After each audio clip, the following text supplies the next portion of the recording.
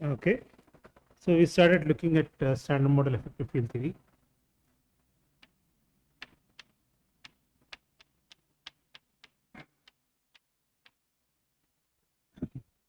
So what is standard model effective field theory? That so any field theory, effective field theory, how do you define it? You define it by the degrees of freedom at that scale and the symmetries associated with it. So here I think we did it several times. All the standard model fermions and standard model symmetry.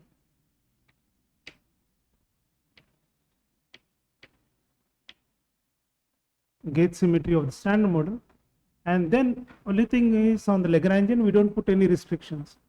You don't stop at d is equal to 4, you continue all the way up to whatever dimension. Do not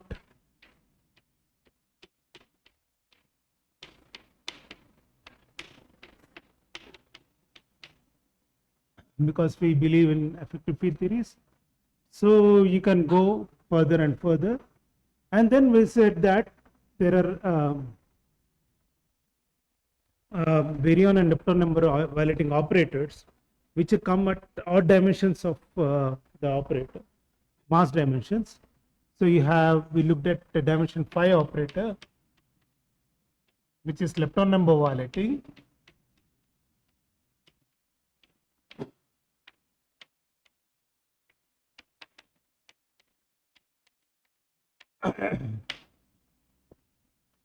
So it is given by LH square by lambda, some coefficient C5 L containing at 5. Since there is only one operator at 5 dimensions, we write it as this. Now this is a Maron operator. This is a Maron operator. Now you have to be very careful when you are writing this operator. Okay. Typically, when you map the Higgs with the lepton, when you put a dot, you take the antisymmetric combination. Okay, you take the antisymmetric combination, and so if the Higgs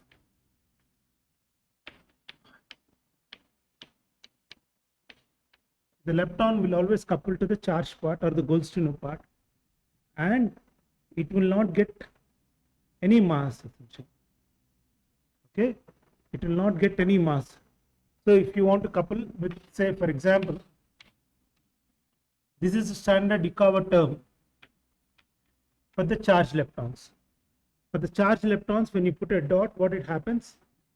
It couples with this, and then ER, this goes to a Goldstone, and so this term goes off, and ER, EL, this essentially leads you to EL50 ER plus HC, nothing else. Now what we are trying to get is a term which is of a different type, in which nu E.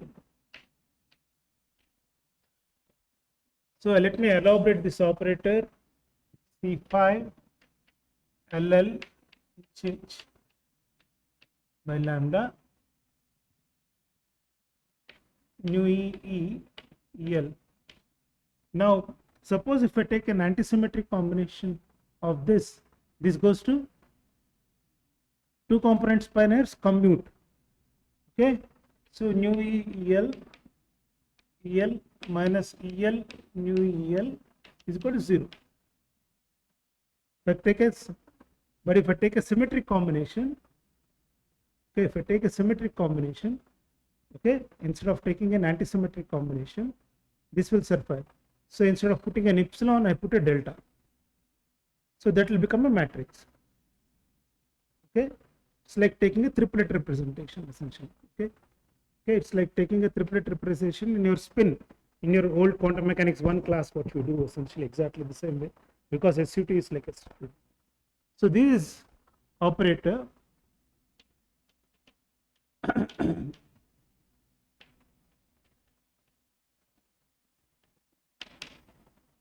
So in that case, what you will have are terms like nu EL, okay, nu EL,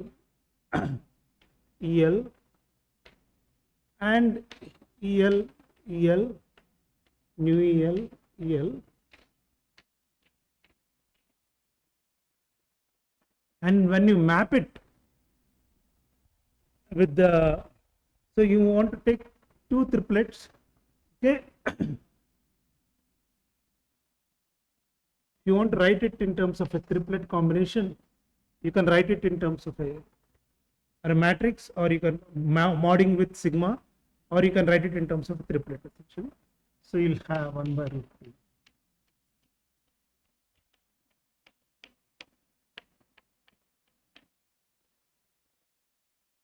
Okay, this is a symmetric combination.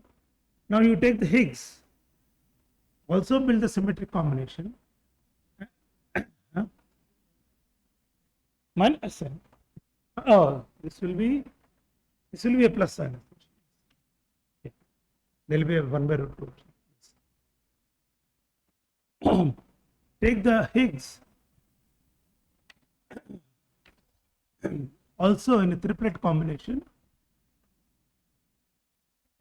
and the only term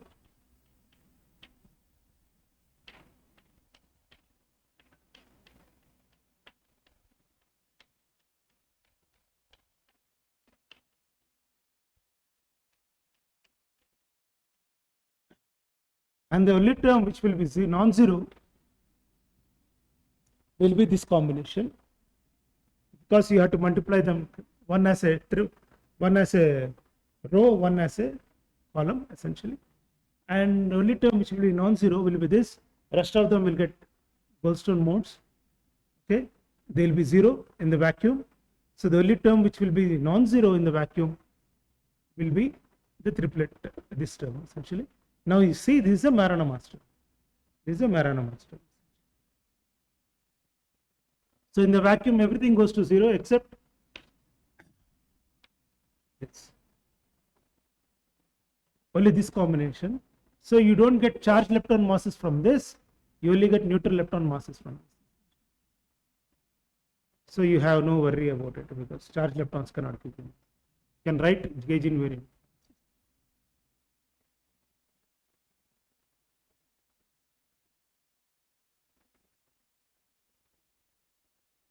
This part is fine, right? Do I have to elaborate? This is very simple essentially. This is your quantum mechanics 1. Okay. Yeah. Pardon?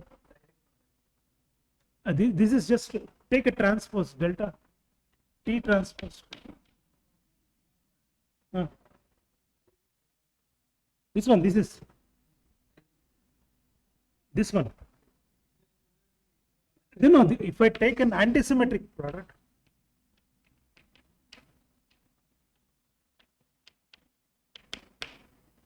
antisymmetric goes to 0, because if you have the same vector, it goes to 0. Now you can ask the question, these are fermions, they don't commute. Why you are saying that this still goes to 0? But two component Weil spinors commute. Two component Weil spinors commute.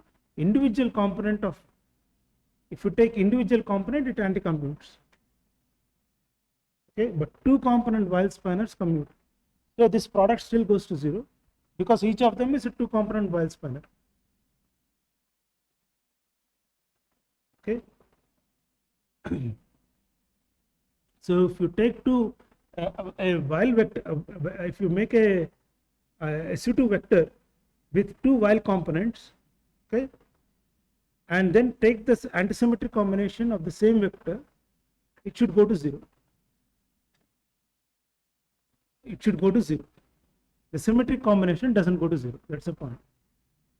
Symmetric combination, I am taking the same null, I am generating one mass for the same one generation, but you can generalize it to any generation.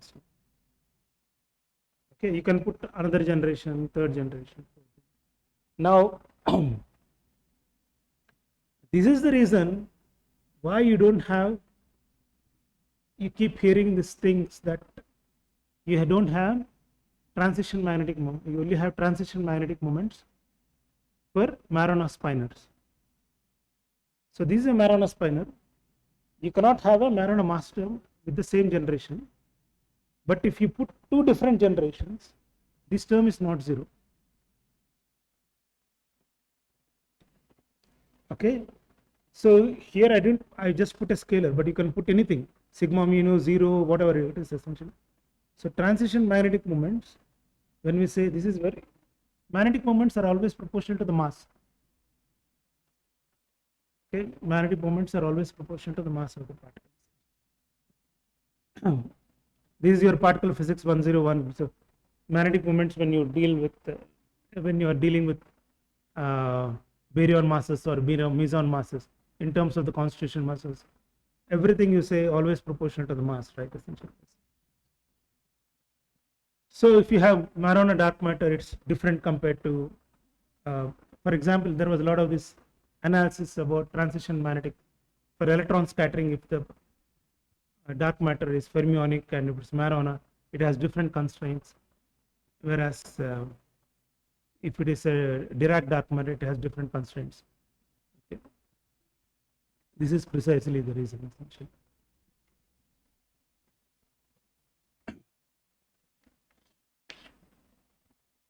So anything, so at dimension 5 we only have the Weinberg operator, which breaks lepton number explicitly by 2 units and gives you masses, Marana masses to neutrons. So then we started looking at dimension 6, because I am repeating myself because every class I have a new audience. Okay, so except maybe one or two, but so yeah, right. So yeah, so where am I? Yeah, so dimension 6. So this is the only thing. Now if you go to dimension 7, then you have baryon number violating operator. Dimension 6 also you have baryon number, lepton number violating operator. Dimension 7 also you have lepton number violating operator. Okay, so if you impose baryon number and lepton number on the top of, and also flavor, the number of relevant operators will reduce. Okay, at dimension 6, the number of operator comes out to be, in the Warsaw basis,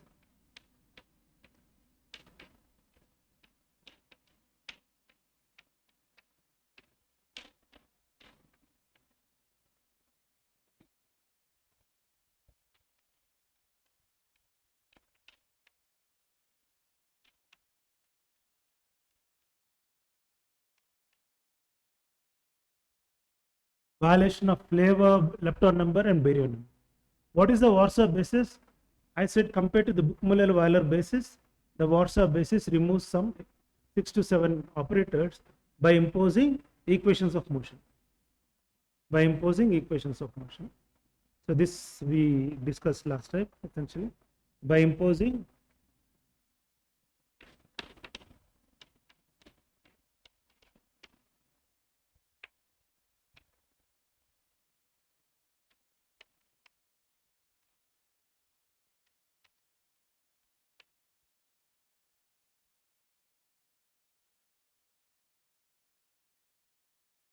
so if you impose equations of motion, the number of operators at dimension 6 reduces by 5-6 parameters.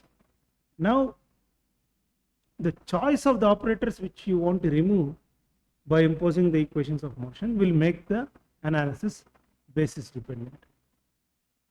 Okay, you have several bases possible, but the one which we are dealing, which is most popular nowadays, is the Warsaw basis. There are, because it is useful for weakly interacting new physics. If there is new physics beyond standard model, and if it's not very strongly interacting, the Warsaw basis is the best basis we can deal with. Okay. Now, after imposing,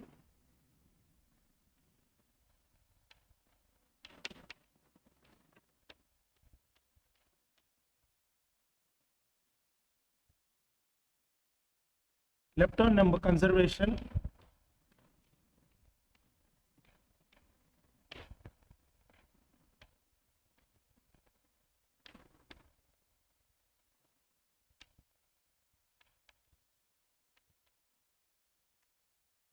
this will just be relevant to 20 or 20 plus operator,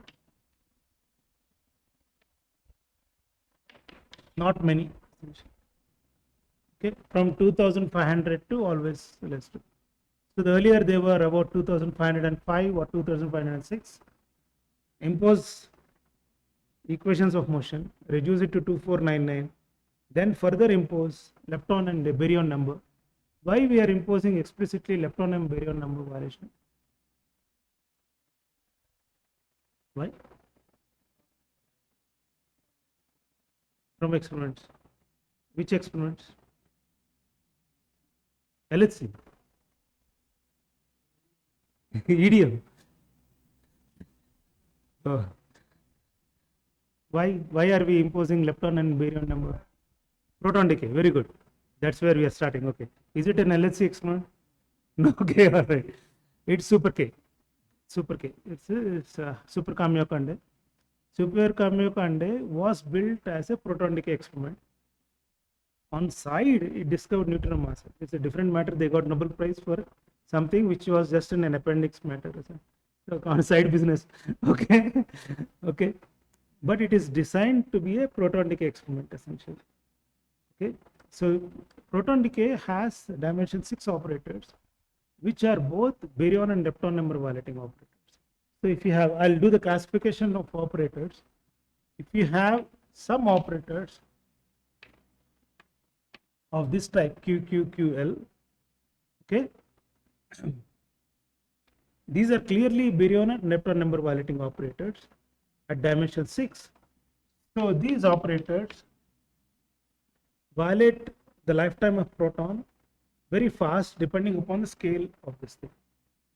Okay, so if unless the scale of this thing is close to gut scale,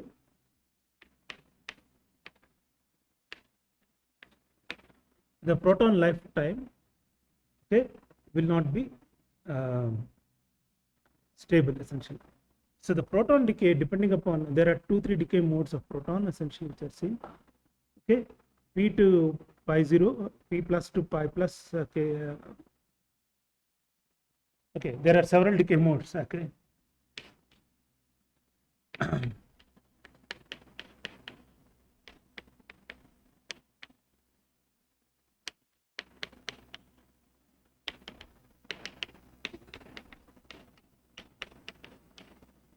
So several decay modes are possible essentially, but this operator is so constrained very strongly because it goes as the 8th power of the mass of the proton essentially. Okay, this operator, the decay, which it's 2 body decays, these are all essentially. Okay, the most constraining are these operators, and there are some K physics operators also which are comparative. So they put a limit on 10 power 33 years mass on the lifetime of the proton essentially. So for example,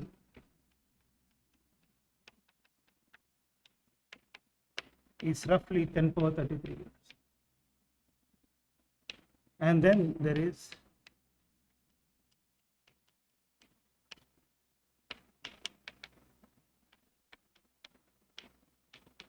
there is one more which is around 34 years. So 34 years is a very, very strong. How many times the age of the universe? What is the age of the universe? How many years? 10 power 10. So how many times the age of the universe? How many orders of magnitude? Yeah. Okay. So the age of the universe is about 12-13 billion years essentially. Okay, so that's 10 power 10 years essentially. Okay, so this is 20 orders of magnitude more than the age of the universe, the limits. So one of the strongest limits. So you have to push the scale very close to the Planck scale or gut scale. In fact, if you say lambda is equal to Planck scale, imagine proton decay purely gravitationally, because you can always say that baryon number and lepton number are violated by some black holes. Okay, so there are quantum black holes, so they'll always be. Then the age of the then the proton decay comes out to be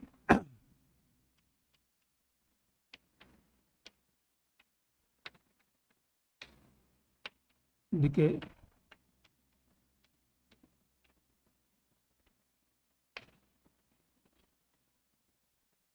so this is the stringent limit. So we have to see a proton decay before this, before 10 power 38. We have to see proton decay before 10 power 38, before there is no other choice. We are at 10 power 5 orders of, within next 5 orders of magnitude. If you build a super K which is, I don't know, 10 times larger, 20 times larger, okay, hyper K or something, even beyond hyper K is not sufficient. It's only just 1.5 times larger in reality. Okay, you need really super duper high Kamyoka sort of thing. Then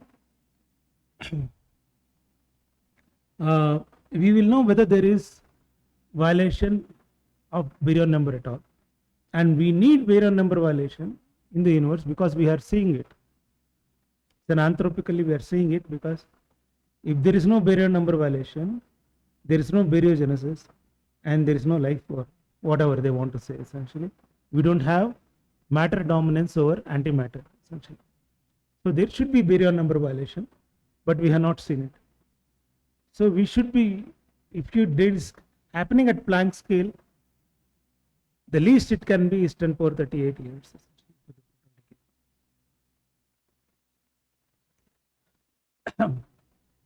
So everything you can push to this Planck scale and say, okay, they are not relevant for the present day experiments. So what you can do is, there are 2-3 ways of dealing with this problem. You either impose the symmetry explicitly, or you say that, okay, I let them be violated, but they are violated at the Planck scale. Okay, so you have 2 different scales in your effective field theory. One only applicable to baryon lepton number violating operators, which is the Planck scale, and another scale which is all rest of the operators, which we'll write down now, which is free. Okay, which is free. That is fine, because these set of operators have different symmetries. So if you want to differentiate different scales for a bunch of operators, you have to make sure that they have different kind of symmetries. Okay.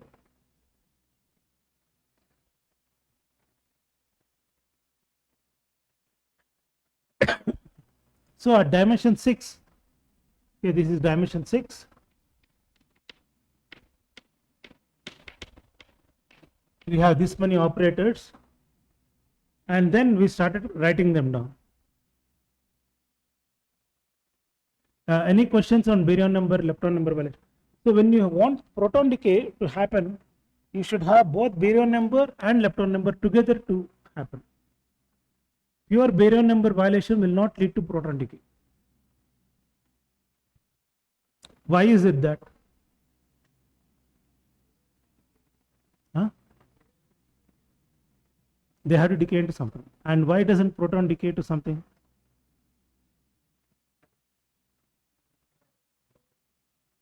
Yes, is the lowest baryon. So it's the most stable baryon, it's the lightest baryon ever. It cannot decay into, mesons have any 0 baryon mass, a baryon number. So even if it decays to a meson, there should be something else which should come. So you can ask the question, what happens if I put it with some gamma, say P to K gamma, say for example, radio to decay. Okay, then there is no lepton number violation. Okay, why is it that not possible?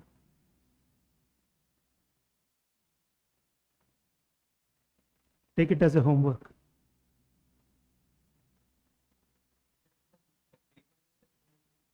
No, there is no B minus L. I'm just asking you something. Yeah. Yeah. Why for a proton decay, both baryon number and lepton number should be violated?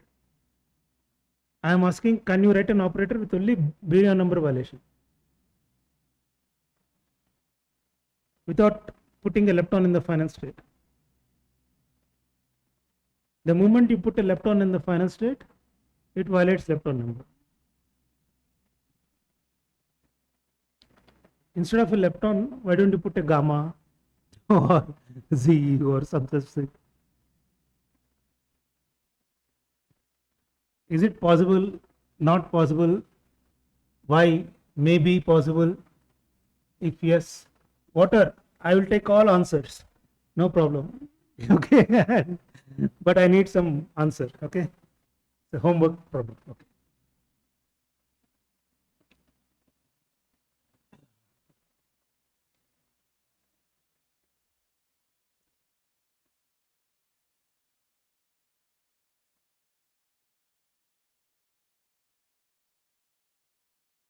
Similarly, lepton number is only violated by neutrino masses. So, but they are so tiny. I think, I don't know how many of you were in Bharat Ratra's lecture. He was also mentioning it's milli-electron volts, right? Essentially. So, the lepton number should be violated at milli-electron volts level. So, if it should be violated at milli-electron volts level, starting with wave of 200 GeV, you need a scale of around 10 power 14 GeV to suppress, to generate. Okay, wave is around 200 GeV square, just from LH operator. So this is some constant C5 by M square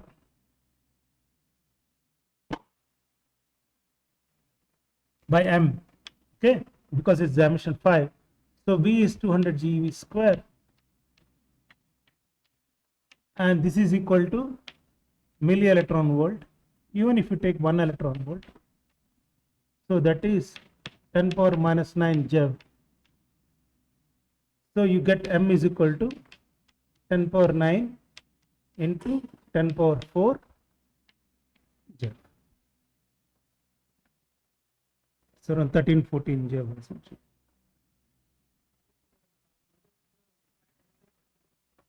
This is a neutrino mass, observed neutrino mass, 1 electron volt. But actually this is more like 10 power 10. Okay. So that is around the scale which we see. 10 power 14 GeV automatically comes out.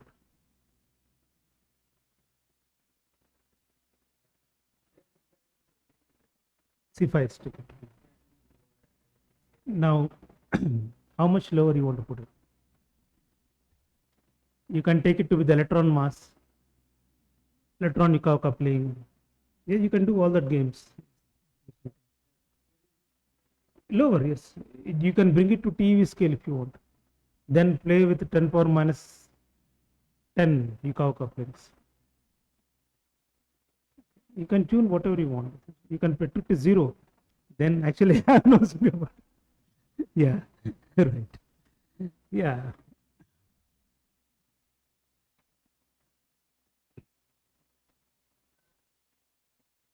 So let's do dimension 6.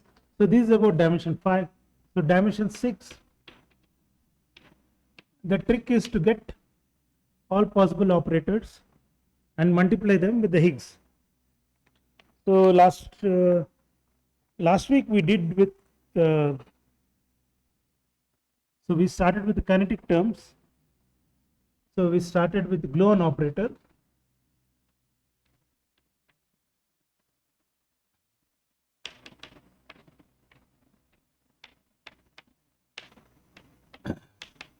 And then this is dimension 4.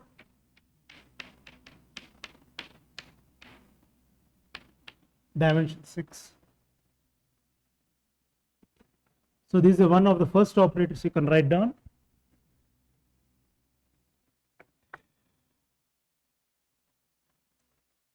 So what does it? I think I wrote down this, huh? If there are no of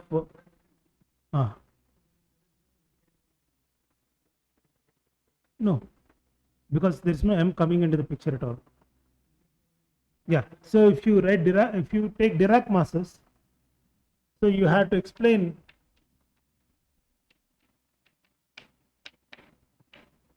Okay, you can write down this term in your Lagrangian just like you write down a term in your for the electron mass.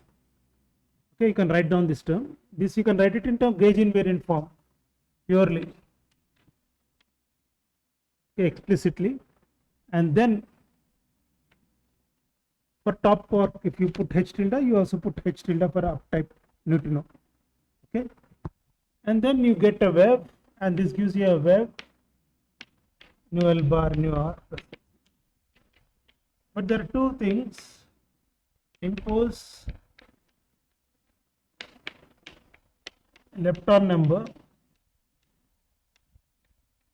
explicitly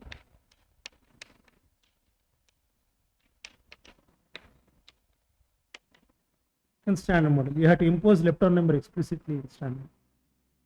Okay, global symmetry you have to impose. Now people don't like imposing lepton number. It's an accidental symmetry, lepton number, baryon number within the particle content and everything. It turns out in the standard model it became accidental. Okay, but the moment you put in right-handed neutrinos, you have to impose. Otherwise, you have to write Marano mass for them master. The other thing is that this is a echo coupling, right? Essentially, at this level. So this m nu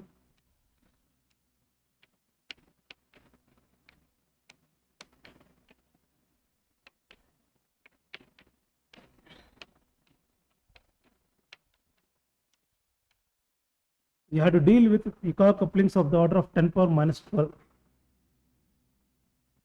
Okay, it's extremely small. It's 6 orders of magnitude below the electron mass. So that is not digestible for many people. So how can you have such a tiny coupling and which is stable under radiative corrections and which doesn't behave badly? There are all these questions essentially.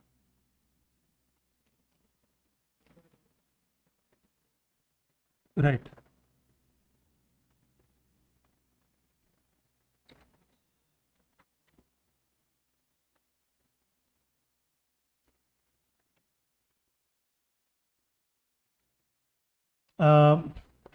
No, as last time we saw, I think gauge interactions of fermions.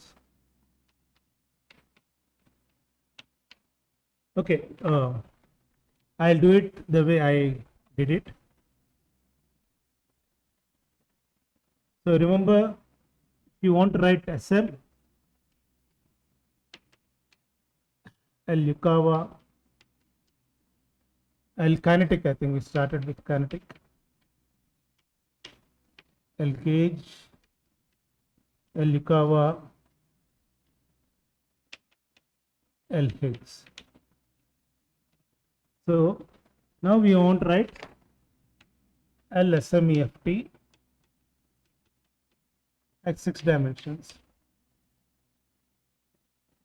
Okay. So kinetic interactions, kinetic terms will not get modified. You can write down anything you want. You can write down the terms. Okay, for the fermions.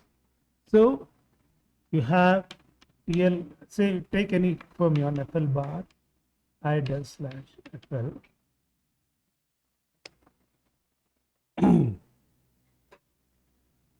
This is the gauge invariant term.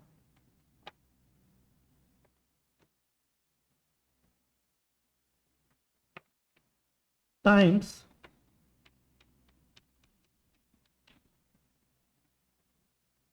last time I did it slightly differently, but this time we'll do it this way. So times h dagger h by lambda.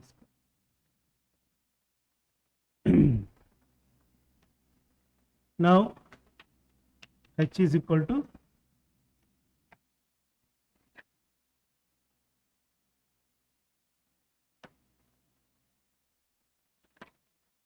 small h plus b. So h dagger h would be h plus b whole square equal to h square plus 2bh plus b square. Now put this back into this.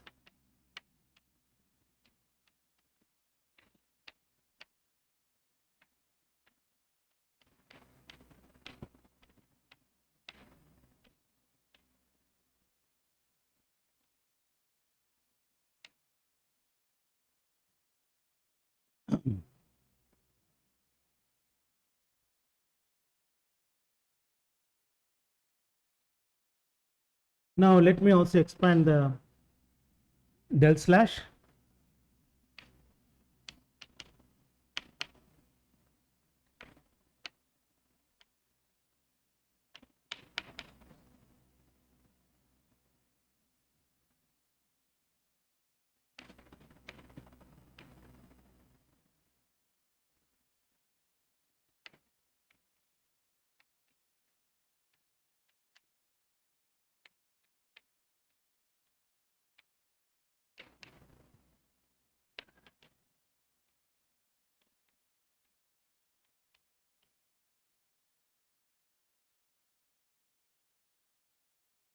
Okay.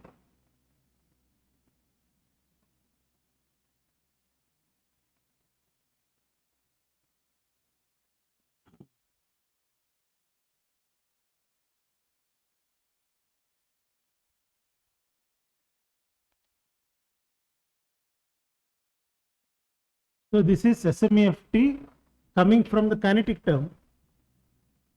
Okay. From the kinetic term. This is the kinetic term of the fermions. Just multiply h dagger h.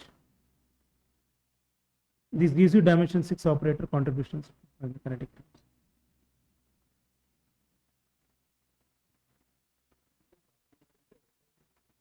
What is this? This is gamma mu del slash I have put. Okay.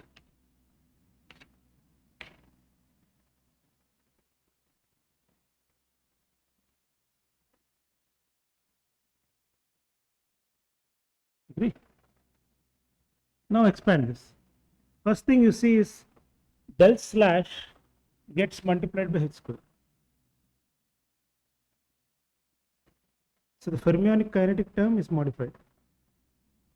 So there is a v square term which you can in principle throw it away, and then it's a v. So it modifies the kinetic term. So you have to redo the canonical normalization essentially of the kinetic fields essentially. Okay, you have to re-rotate them. Okay, so just expand this. I put only for left-handed, but similarly you can write the corresponding kinetic terms for right-handed terms also. Right-handed terms, this term will not be there, but remaining will be there. For leptons, this term will not be there, remaining will be. Okay, so FL bar I del slash plus IG W mu A tau A plus IGS. We can use a different index, capital A, lambda A, G mu A plus IG prime B mu Y slash slash slash FL. Then I have this expansion h square plus 2bh plus v square by lambda square. So this gives me h square by lambda square FL bar I del slash FL. So there is a new kinetic term, okay, compared to the standard model.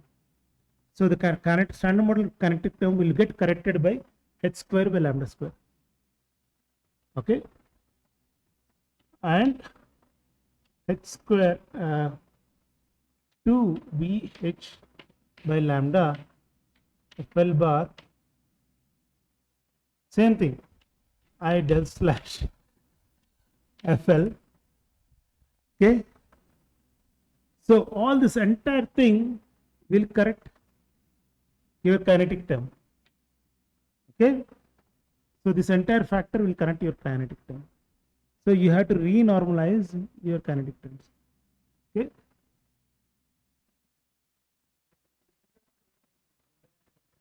yeah, so then 2v square by lambda square FL bar I dash slash.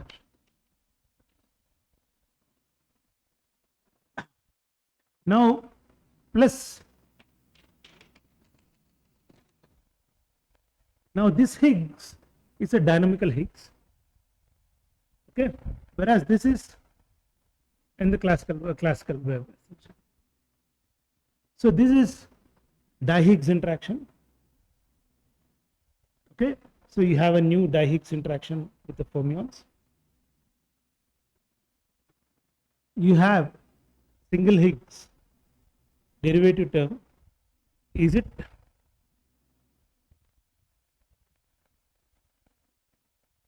okay? But still you have to define what your kinetic term is. Okay, so if you take the compare only this kind of terms, so FL bar I del slash FL, so you have 1 plus 2v square by lambda square, and this one is coming from LSM.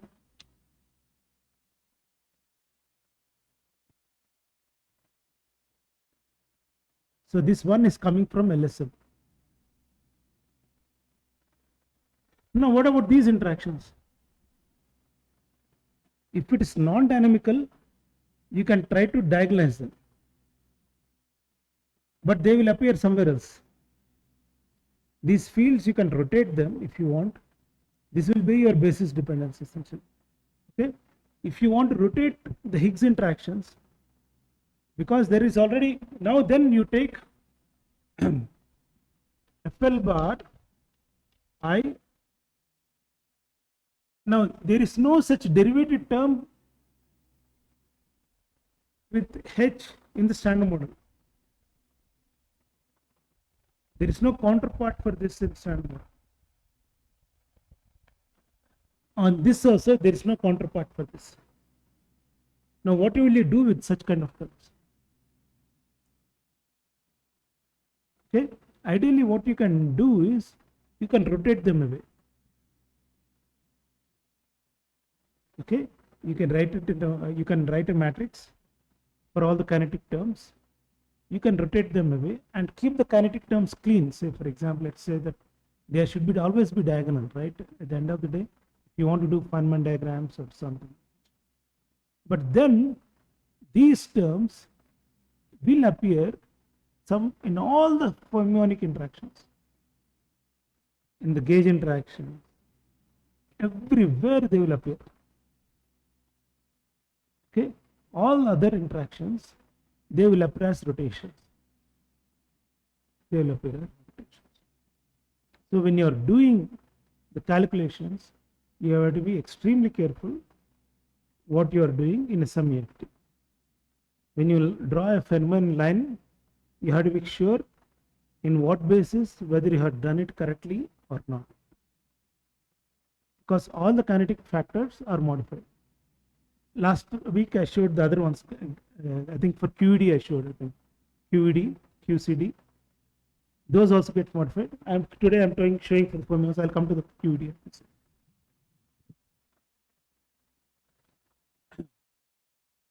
So if you just consider this one, then there is, let's consider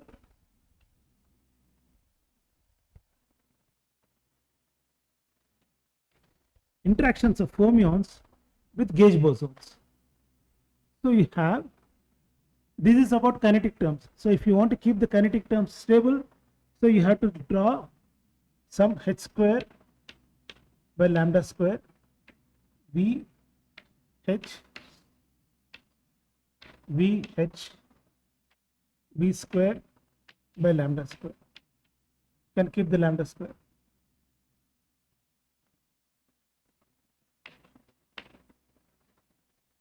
Or you can do the other way around.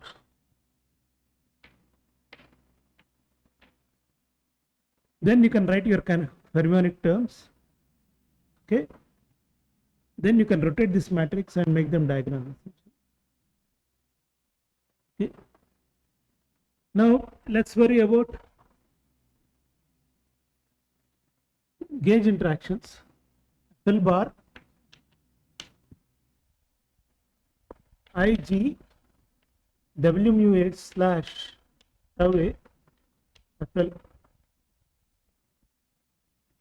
Now this entire thing is again multiplied by h square plus 2vh plus v square by lambda square.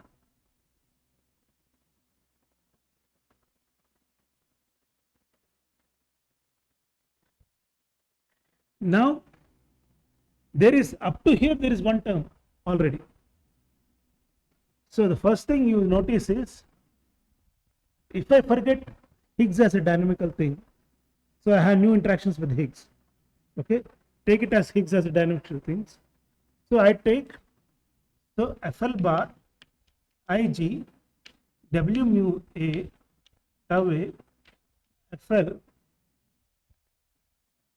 slash 1 plus b square by lambda square whole into Ig, or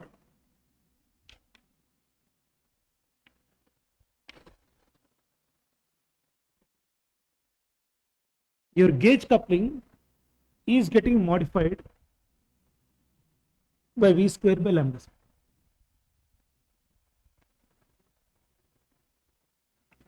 Plus there is a new interaction with the Higgs, there is a new interaction.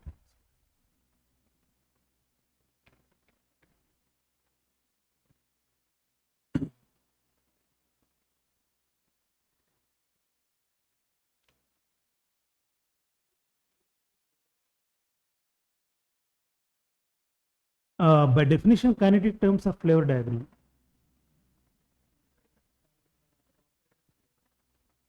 These are always diagonal.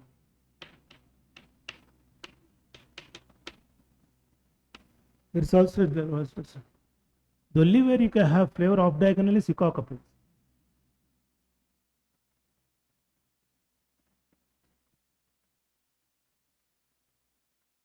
So now instead of G, you can replace with GS. So you have strong interactions. So instead of G changing like this, alpha S also changes. QED also changes the same way. So I think I did these two last time actually. So it's the same repetition. There's nothing new. But are these the only terms which are gauge invariant?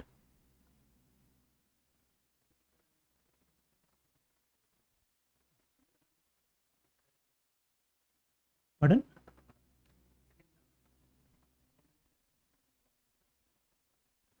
This one.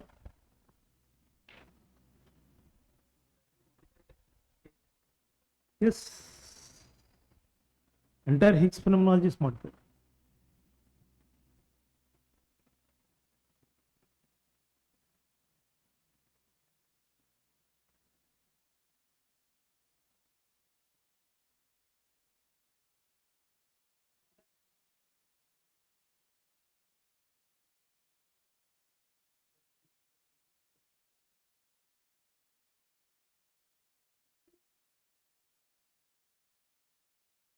Yeah, compared to the fermionic part, Higgs decay channels have been only Higgs to BB bar and Higgs to tau bar have been measured very well. So you can constrain those two. The more even compared to the fermionic part, Higgs to ZZ bar, Higgs to WW are much more strongly constrained. Okay. and so you have really very strong constraints on this. So you all typically you assume lambda to there is some slightly different framework. So the deviations, there is something called the kappa framework. So all the things, so this parameter which they call as a deviation, they call it as a kappa. Okay, so slightly different formulation called the kappa framework, which is very popular with the experimentalist. So they say all the shifts can be represented in terms of kappas. Okay, so there are constraints on these kappas. So they are about 10 power minus 2 to 10 power minus 3. Some of them are very strongly constrained. So they are 1 per thousand, 1 per mil.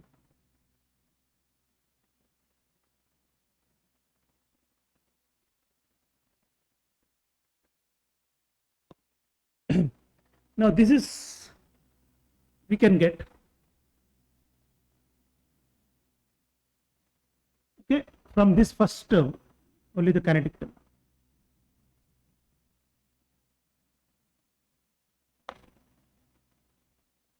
So we have seen new operators. Okay, like last time, let me draw new diagrams.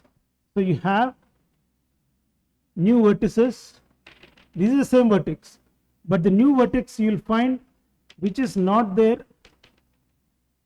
is this. This vertex is not there in standard model, but there is in SMEFT.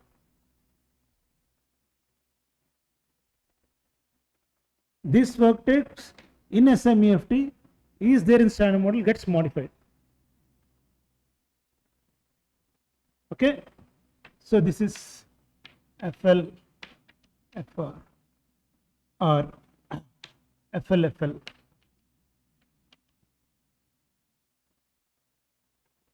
Now in the standard model FL, FL, there is no diagram. In fact, the diagram is actually FL, FR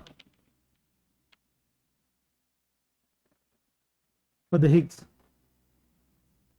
But here you can have a new vertex which is FL, FR, FL, okay, which is almost like a gauge interaction, which is a kinetic term essentially. Okay. Derivative coupling.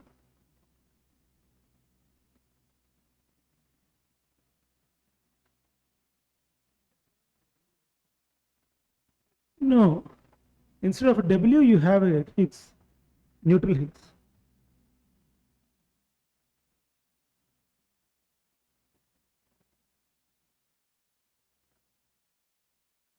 Derivative coupling. Coupling to W also changes, but yeah, like the gauge coupling changes. Then there is a new coupling, which is coupling to W plus Higgs. Okay, maybe let's, since we are going to do this, let's write down. So then there are new other couplings.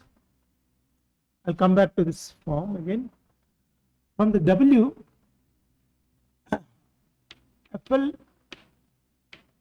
FL, this coupling changes. Then there is a new coupling, FL, FL,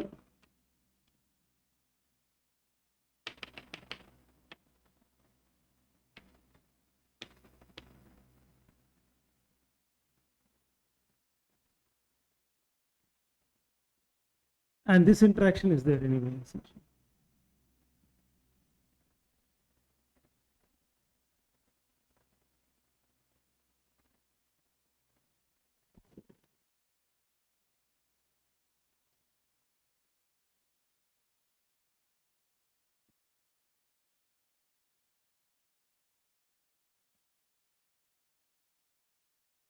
And then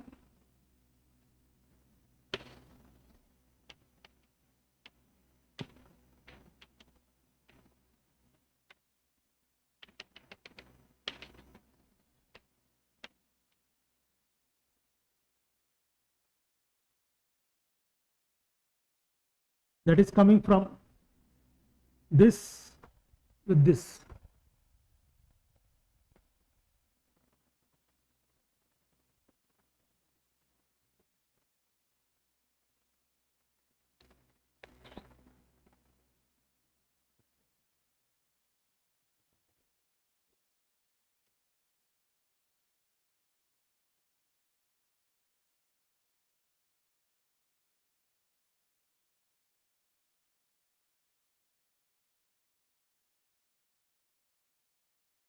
Now this is in the broken phase, this Feynman diagrams.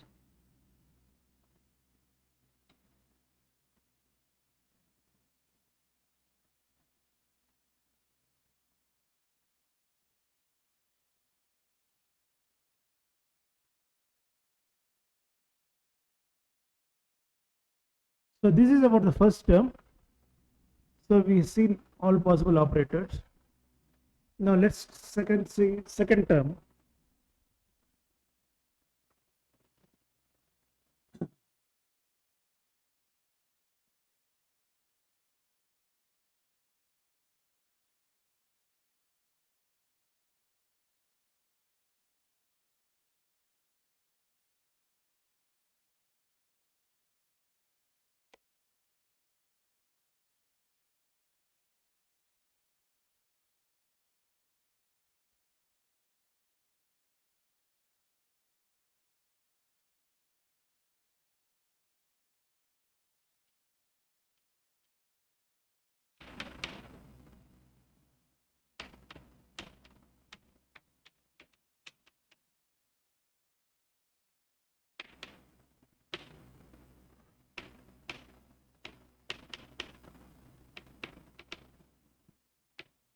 So let's go to L gauge.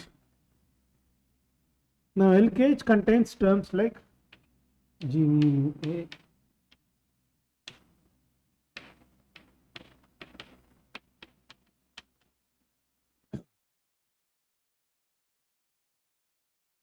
forget about this constant for a while, we just want to see.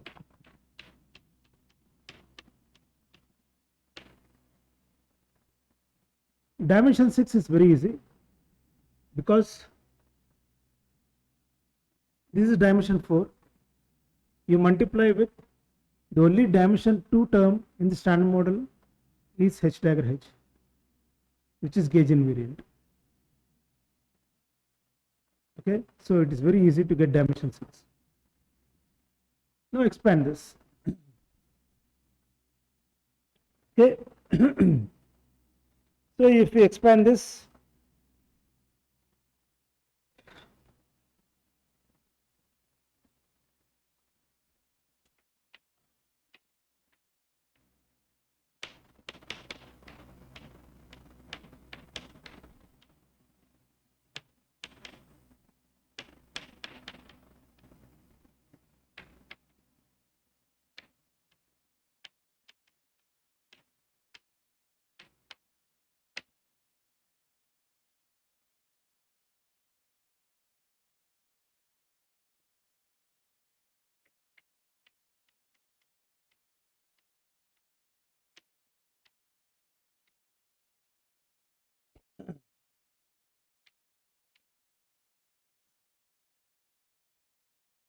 is good.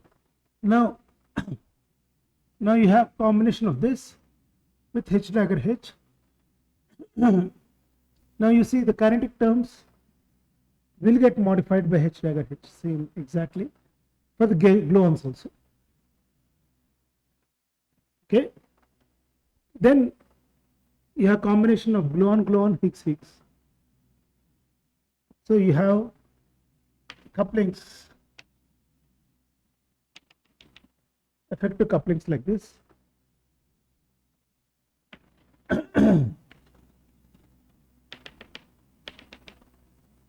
Like this. We had to put a big dot here.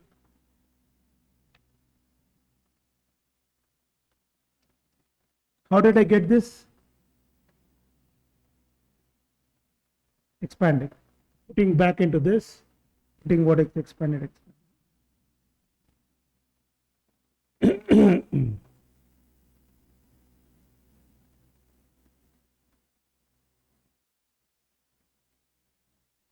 Okay, so I just take this thing.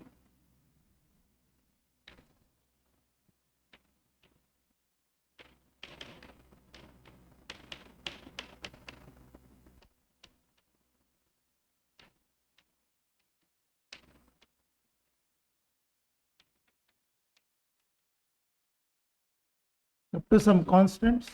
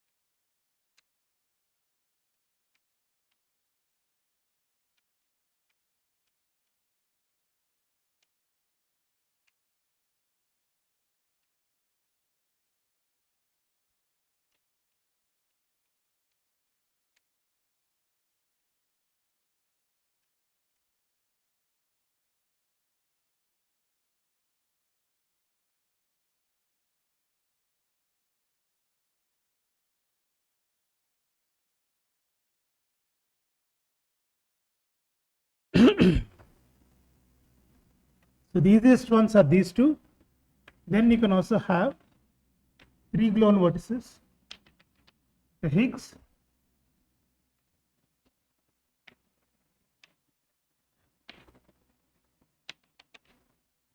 all these are possible. Four gluon vertices with the Higgs, three gluon vertices, two Higgs,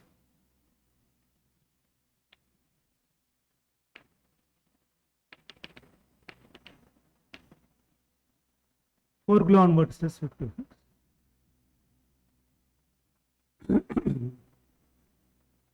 So what it shows is that SMEFT is a super complex theory. We use it left, right, center without even thinking. Okay, I can always write a higher dimensional operator. I cannot. But if you want to make predictions, you have to worry about, even if to do a three-level calculation, you have to make sure your canonical kinetic terms are correct, your propagators are correct. You cannot just do like a standard model calculus cross section and then say the effects are very small and everything.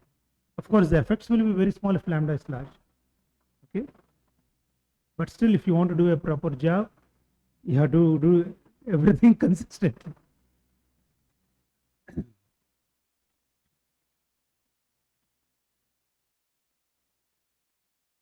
So, why this is interesting?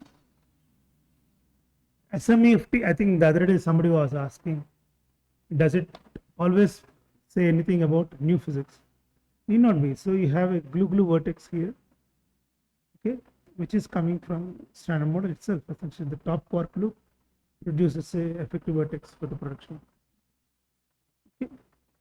But if there is some other particle, okay, so this can be corresponding to the just a top quark giving you an effective theory in which the lambda is fixed by the top quark mass. So if you integrate lambda top quark mass, you get an effective vertex like this.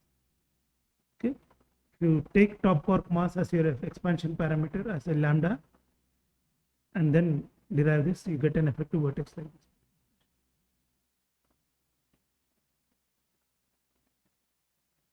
Heaviest mass. Okay.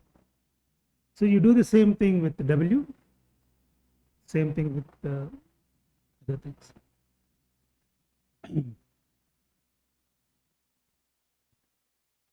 Okay, so then this is too much formalism. Okay, no, but yeah, I'll write down these operators. Yeah, so then there are other operators.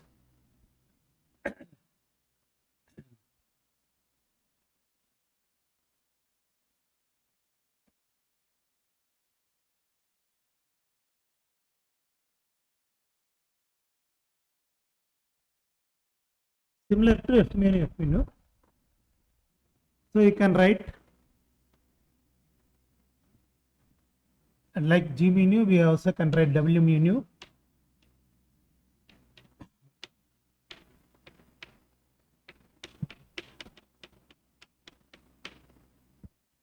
then B B nu,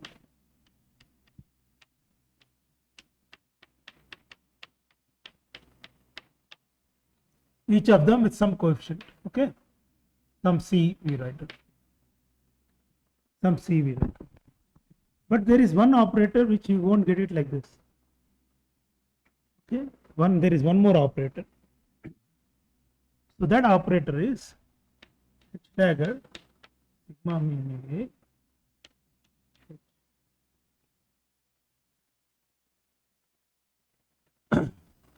W mu nu A B.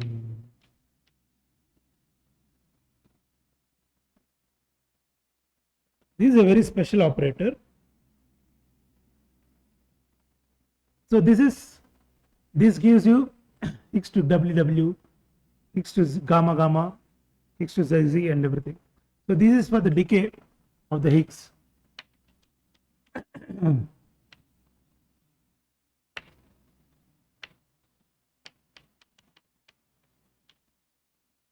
Effective vertex.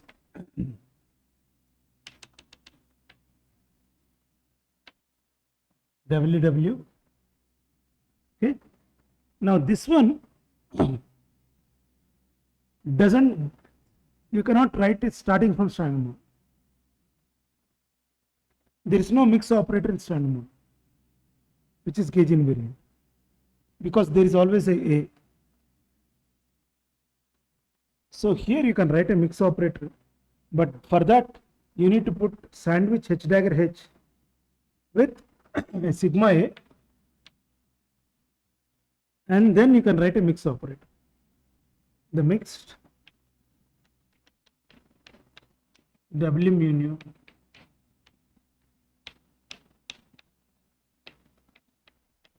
and this operator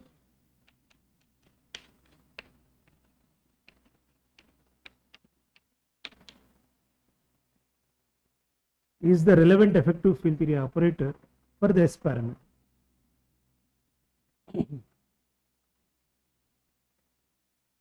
So the STU parameters we have looked at in, right?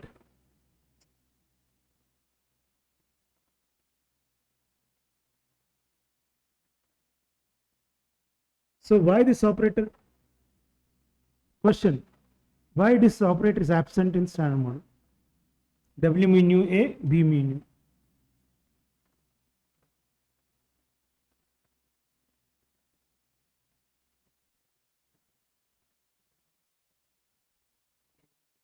Why it's not gauge invariant?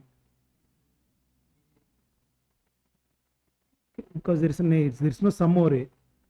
Okay, but individually B mu nu is invariant, gauge invariant. Is W mu nu A gauge invariant? Without summing over A, it's not a gauge invariant. Okay, you need somehow to sum it over A, so then it's gauge invariant.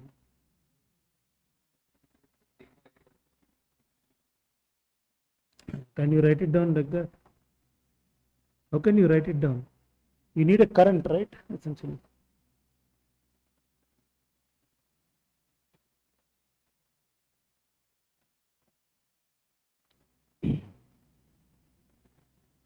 Okay. So with this, then the next is Yukawa couplings.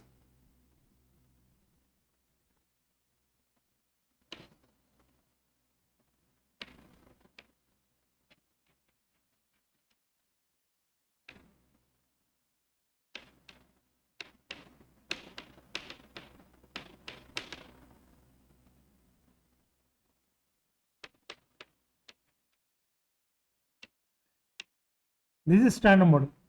So this becomes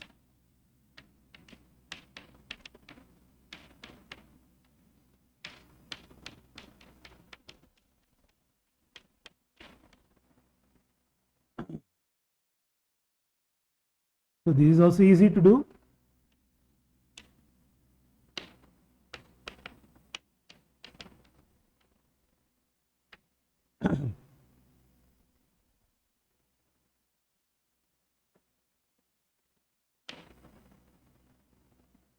Okay, in the broken basis, this just becomes V.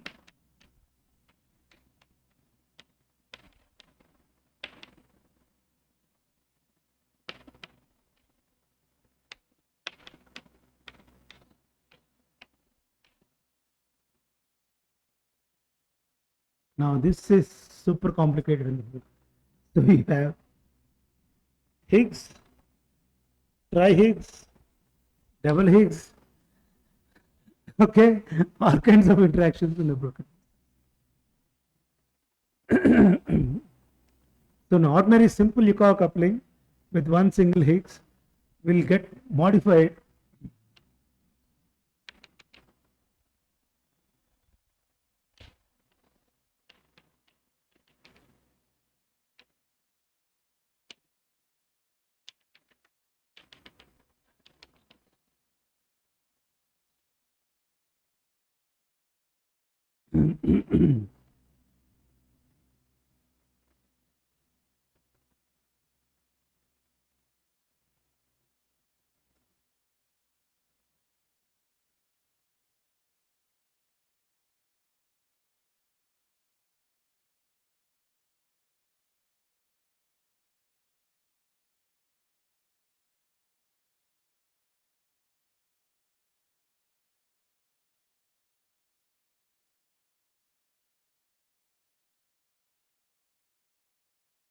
yeah. So we studied these things. As we studied this couple. You cannot study full SMEFT in full sense at one shot. You can only take part and part and part and study because it's super complicated essentially.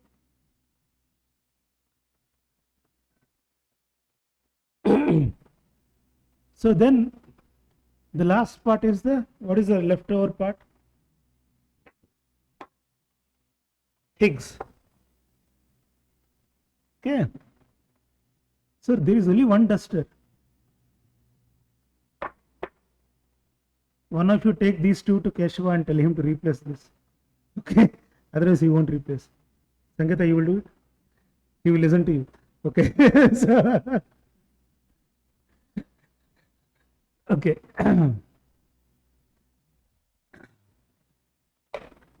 Yeah.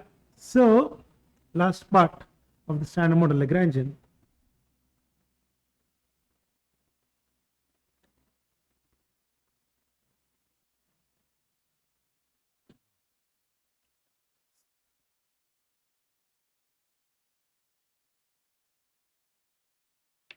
L Higgs.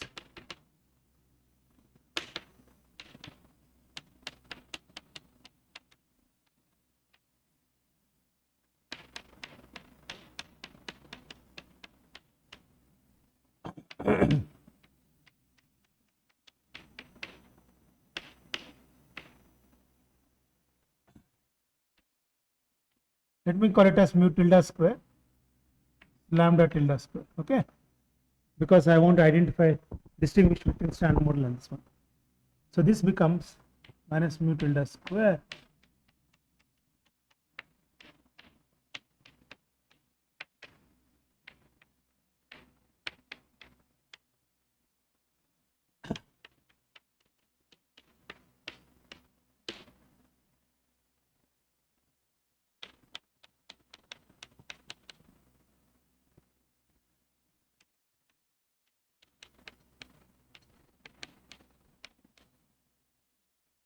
now you do the algebra, put it in Mathematica and see what are all the couplings you get.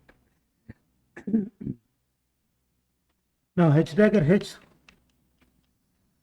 square is h power 4 plus h cube,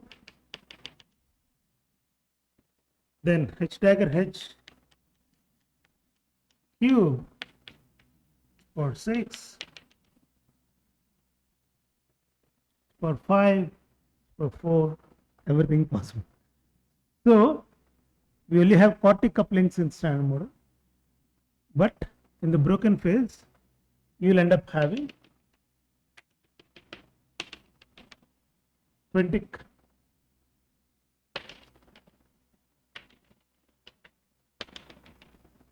and pentic couplings essentially in the standard model. Now, are we sure that we have reproduced all the